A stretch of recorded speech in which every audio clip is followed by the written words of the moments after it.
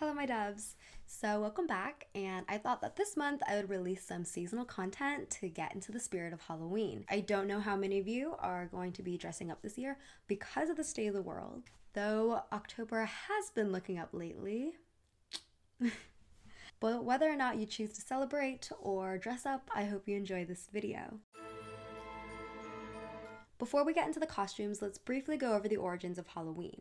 The origin of Halloween, as we celebrate it in America, is mostly rooted in early medieval Celtic traditions. Celts living in Europe believed that the souls of the dead visited Earth on the last day of October. They had a festival to honor the souls of the dead called Samhain.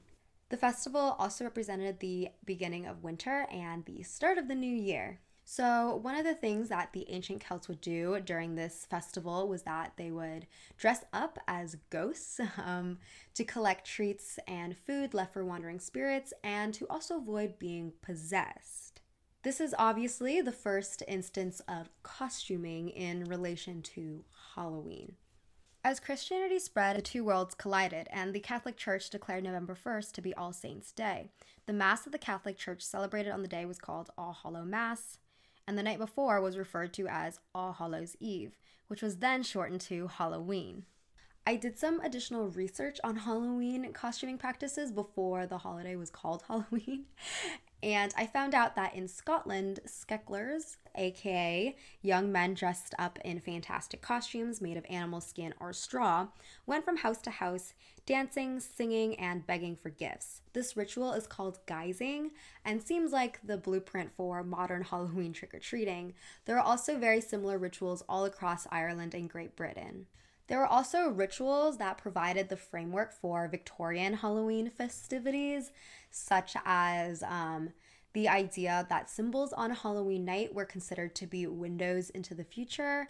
A lot of these symbols foretold death, but later on, and especially after the potato famine, when quality of life was increasing, these rituals transformed to be spells that would foresee future marriage prospects.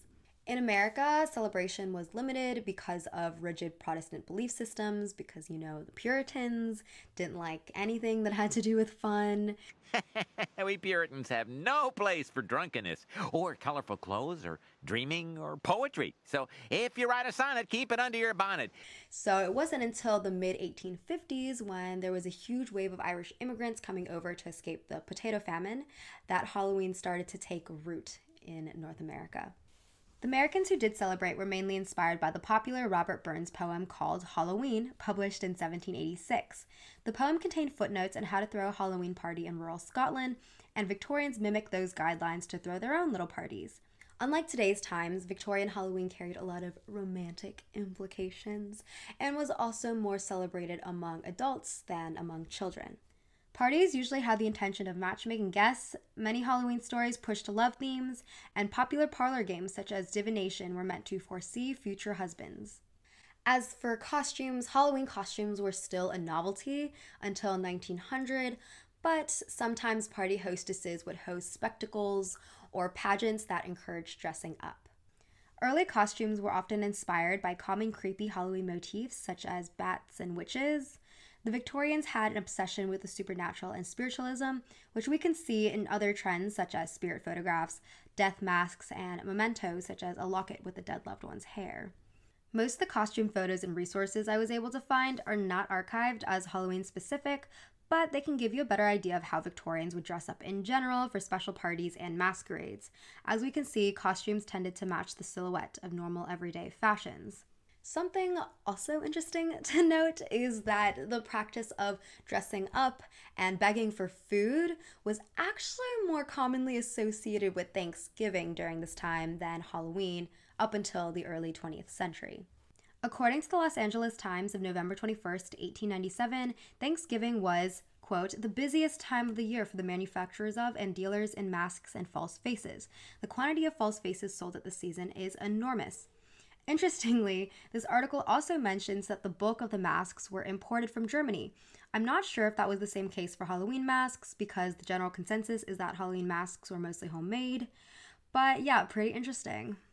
Now, in the early 20th century, Halloween was transforming a little bit, and new traditions arose, such as town-wide Halloween parades, as well as this emphasis on children being the center of Halloween celebrations.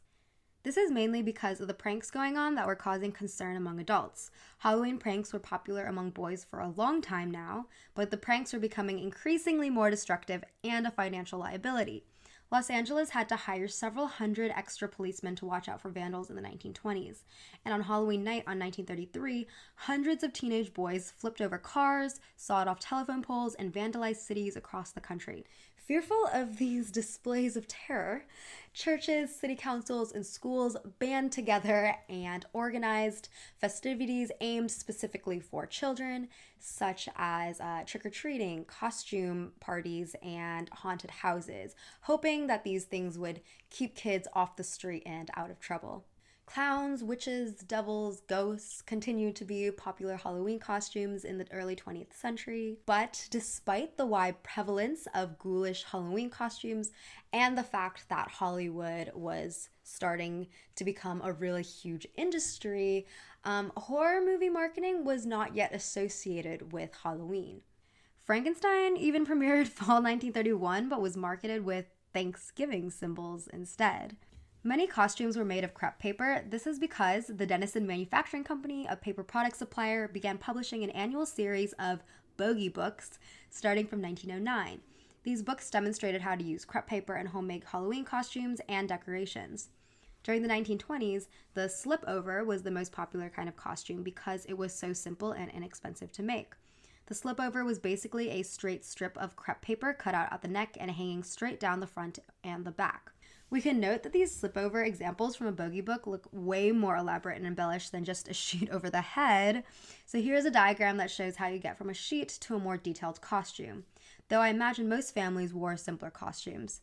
Also, if you Google vintage Halloween costumes, you might come across these really odd masks from the late 19th/early 20th centuries that are kind of creepy just by how poorly constructed they are. But people back then made their own masks out of paper mache and fabric, so we need to cut them some slack. The average person isn't going to make a Hollywood-worthy costume.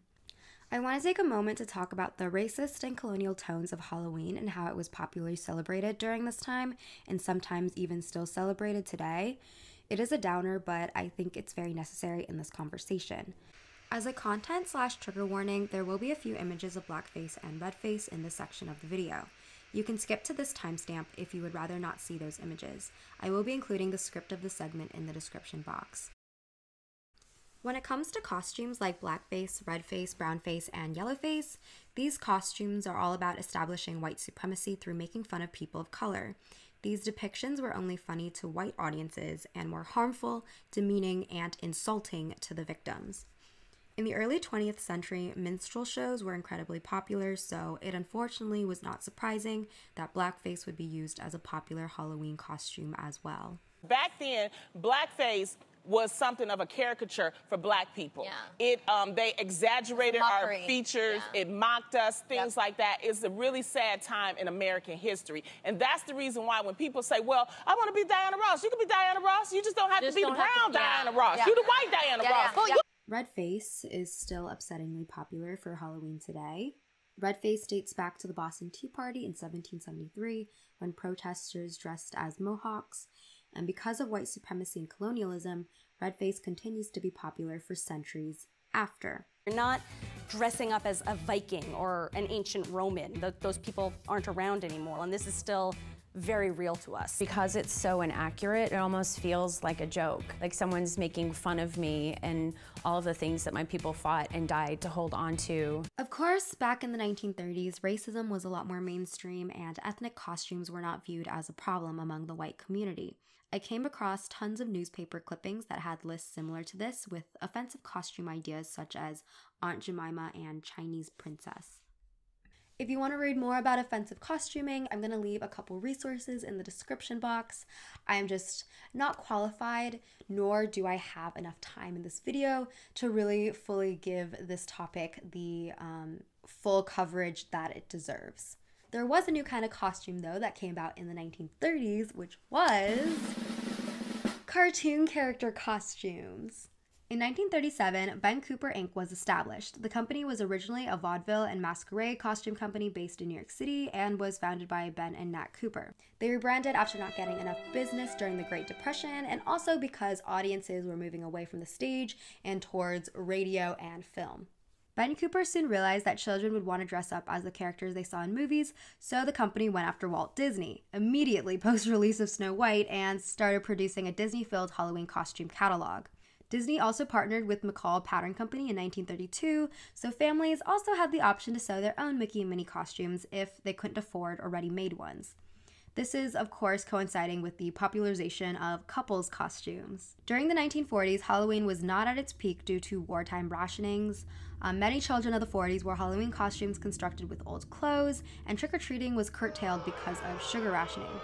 However, for women, the popularity of costumed pinup photos led to a new ideal of sexy costumes. Pinup photos were huge in the 1940s. This is partially because big-name Hollywood actresses would model to promote their movies. Another reason is that the US government employed pinup as wartime propaganda, promoting the idea that these beautiful, all-American women were girls worth fighting for. Huh? That's what I said! A girl worth fighting for! Of course, whatever's trendy in the media becomes trendy for the masses, so we start seeing pinup-inspired Halloween costumes. The 1950s and 60s led to a rise of the middle class. So now that families had this newfound income, they were able to afford television sets. And because of that, consumer interest in dressing up as TV characters increased tenfold. Cowboy and Western costumes were really popular in the 50s because there were so many Western shows airing at the time. The 1950s also led to some cool costume innovations, such as the vacuum-formed latex mask. Thanks to this technology, we start seeing celebrity and politician masks. The 1960s was also a time of second-wave feminism, so we start seeing some more sexual costumes in line to match the times. In 1966, Julie Newmar made her debut as Catwoman in the Batman TV series, which inspired many other women to don Halloween catsuits. But I would say that it wasn't till the 1970s that risque costumes really took off, and this is thanks to the LGBT community. It's important to remember that in the 20th century, especially preceding the Stonewall riots, the LGBT community was really oppressed. It was illegal and you could be arrested for even showing affection towards someone of the same sex. And while metropolitan cities like San Francisco attracted many gay people, the police was still a draconian force. However, Halloween night, which already had the reputation of festive cross-dressing, was the one night a year that gay and trans people could publicly celebrate their identities. In San Francisco, there were laws in place that made it so it was illegal to pose as a member of the opposite sex, which is why on Halloween, people wore over-the-top drag because there was an idea that if it was obvious you were wearing a costume, then you couldn't be arrested for legitimate attempts at identity fraud, which is the reasoning for this stupid law. For people unsure of their sexualities and gender presentation, Halloween was also a good time for them to experiment and dress up and see what works for them without community judgment or feeling the need to commit to anything. There are also festive parades happening all over the country that encouraged ostentatious and avant-garde costumes. One of the more popular ones was the New York Greenwich Village Halloween Parade that started in 1974. The parade began as a small community event organized by puppeteer and mask maker Ralph Lee. However, because Greenwich Village was historically notoriously cheap, the neighborhood drew in many low-income families as well as members of the LGBT community. It wasn't too long before drag and other spectacular costumes really took the spotlight in the parade. This festive atmosphere, combined with the sex revolution and changing ideals of modesty and fashion, led many more people, gay and straight, to experiment with sexy costuming. Soon enough, bars, clubs, and adult entertainment venues started seeing the profitability of hosting Halloween events, and retailers saw the opportunity to capitalize on ready-made sexual outfits. The 70s was definitely a time when Halloween became a celebration for adults once again. Also, during the 70s and 80s, there was a new craze for grotesque costumes. The successful release of the movie Halloween, which came out in 1978, led to an increase in Halloween-associated horror movies and sparked a whole genre of slasher films. This inevitably led to October horror-thons and also this new general interest in the bloody, graphic tones of Halloween. Compounded with the fact that there was a lot of public fear at the time, horror movies became a popular form of escapism from that fear. Public fear at the time included real-life horror stories of the Vietnam War and Halloween-associated fears such as widespread rumors that people were putting poison in the candy handed out for trick-or-treating. As a result, we see a lot of grotesque costumes, even ones mimicking real-world events. For example, some masqueraders chose to dress up as Tylenol bottles at the height of the contamination scare in 1982. And then in 1994, the most publicized costumes were the highly insensitive Bloody OJ and Nicole Simpson costumes. Denise Brown, Nicole Simpson's sister, issued a public appeal to boycott the products that exploited the crime, but it was too late. This unfortunately led to a lot more cases of blackface as people bought costumes to resemble OJ Simpson. Overall, the late 20th century marked an increase in commercialization as the holiday nationalized and then globalized.